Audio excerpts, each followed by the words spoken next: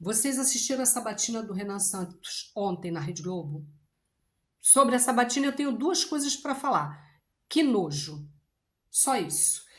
A aparição desse cara no Jornal Nacional deveria causar espanto em qualquer pessoa que tenha um mínimo de apreço pela democracia, não pelo simples fato de ele estar na televisão. Afinal, dentro de uma democracia, todos têm o direito ali de expressar suas ideias, né? Todo mundo tem o direito aí a falar.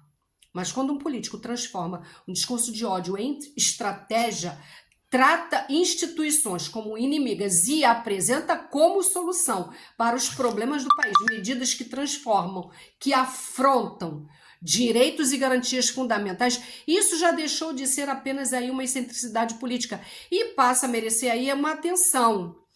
Ele fala em intervenções que não encontram respaldo na Constituição. Ele sugere medidas excepcionais para determinadas localidades. A gente sabe quais são as localidades. E ele questiona o cumprimento de decisões do Supremo Tribunal Federal. E ele apresenta também medidas de rupturas institucionais, como se fossem aí alternativas legítimas dentro do jogo, né? Dentro do jogo democrático. Entenda que ruptura institucionais é golpe de Estado.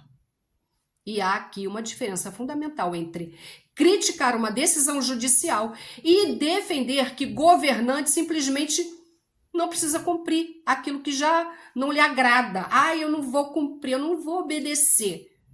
O presidente da República, ele não recebe da Constituição um salvo-conduto para escolher quais decisões das instituições pretende ou não obedecer. O cara que fala isso, ele não entende e não diz que não entendeu. Ele não entende e ele também não diz que não entendeu. Talvez o mais preocupante seja a normalização desse tipo de discurso, porque não estamos aqui falando apenas de uma retórica inflamada ou de uma provocação para ganhar audiência. Estamos falando de propostas que podem atingir diretamente o equilíbrio entre os poderes, o federalismo e os direitos fundamentais, né? E as próprias regras, né, que sustentam a República.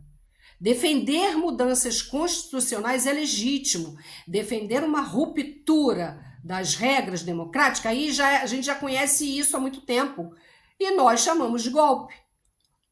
Por isso, quando esse discurso aparece nas pesquisas com 4% de intenção de votos, ele nem deveria ser tratado apenas como uma figura folclórica, um ser folclórico, uma coisa abstrata, porque 4% ainda são milhões de pessoas. E democracia não é apenas o direito de votar em quem quisermos, é também compreender as consequências das ideias que estamos colocando nas urnas. Podemos discordar do Lula, do sistema, o STF, a gente pode discordar de quem quiser, mas o problema não é esse.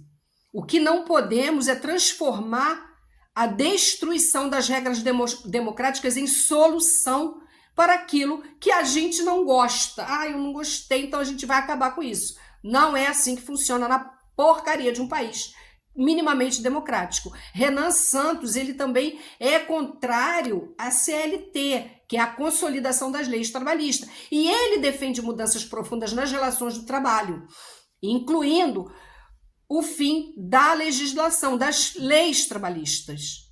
Ele defende o fim da justiça do trabalho, ao mesmo tempo que existe aqui um fato documentado, que ele não é simplesmente aí uma falácia. Ele não vai ser aqui descartado. O pai do Renan Santos, que é o Mário Jorge Liporassi, e as empresas da família estão aí envolvidas numa enxurrada de processos, dezenas de processos judiciais, incluindo ações trabalhistas. Agora, você imagina se um dia o Renan Santos ganha a presidência da República. O que você acha que vai acontecer com os funcionários que reivindicam os seus direitos nas empresas do pai? Ele já deve mais de 20 milhões, são mais de 100 processos. Ele já declarou que não vai obedecer ordens judiciais se ele for presidente. Eu não vou obedecer. Isso passa-se um discurso de um menino mimado que nunca ouviu um não da vida, a vida inteira ele nunca ouviu um não. É daqueles que batia o pezinho e a mãe corria ali para fazer o seu Nescau, para catar ali o seu iogurte. Eu não sou contra a direita, pelo contrário. Eu considero a direita um concorrente político legítimo, mas é necessário também que haja divergência dentro do debate democrático. Eu quero uma direita intelectual preparada, que conheça a Constituição, que compreenda as instituições e tenha argumentos fundamentados e não transforme grito, provocação e desinformação em argumento. Eu quero discutir, eu quero um povo que faça ali uma discussão de projeto de nação, de economia, de segurança, que fale sobre educação e propostas que sejam minimamente relevantes. Uma coisa assim, ó, isso aqui a gente dá para trabalhar e estudar. Discordar faz parte da democracia.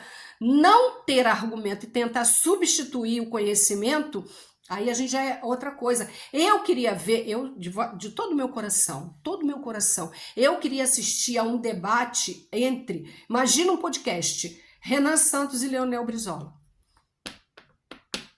Como seria? Vou fazer por menos, tá? Não tão menos assim. Nicolas Ferreira e Enéas. Eu queria ver um debate de Nicolas Ferreira com Enéas. O Enéas era de direita, o Prona era de direita, e extremamente... ele era extremamente crítico a todo o sistema. Ele era crítico do Lula, ele era crítico do Brizola, mas eu queria ver o Nicolas Ferreira, um Cleitinho que se diz de direita, debatendo com Enéas. Só isso que eu queria.